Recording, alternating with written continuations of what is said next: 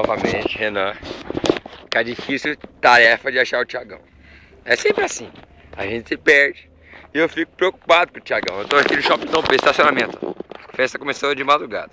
Eu vim aqui 11 horas da noite, já tá de madrugada. Aí eu desci do carro e fiquei com o celular do Thiagão.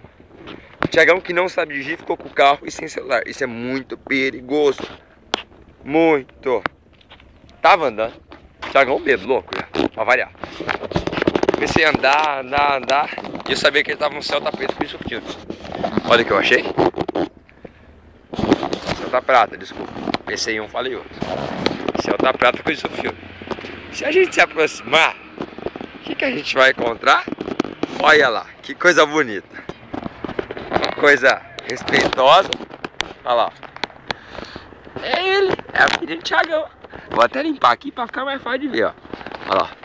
Dá um zoom, ó. Olha lá. Sabe o que é isso aí? Isso é cara de quem bebeu o Guaraná a noite inteira. Só bebeu o Guaraná, menino, só. Só Guaraná. Aí agora tá assim, ó. Olha lá. Ei, tristeza, hein, Thiagão? Quem te viu, quem te vê. Agora eu vou filmar a hora que eu vou acordar o Thiagão. Assustando, claro. Ó, essa é minha mãozinha. Claro. Aí ele tá lá. Thiagão, acorda, Thiagão! Acorda, Thiagão! Acorda, Thiagão! Eu já sei você!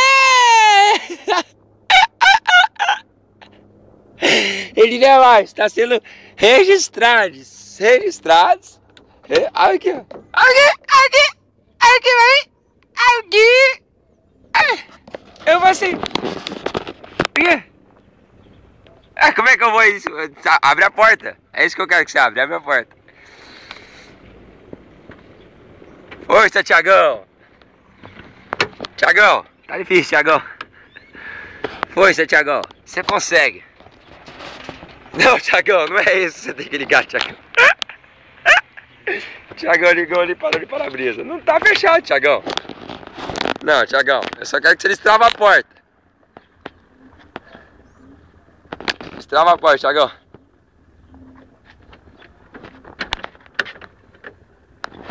Tem que ligar o carro, liga, dá minha chave assim, ó. Aí, ligou.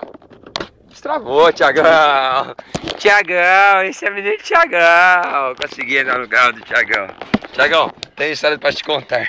Thiagão, você tá suando, velho. Tava no frio, você tá pingando.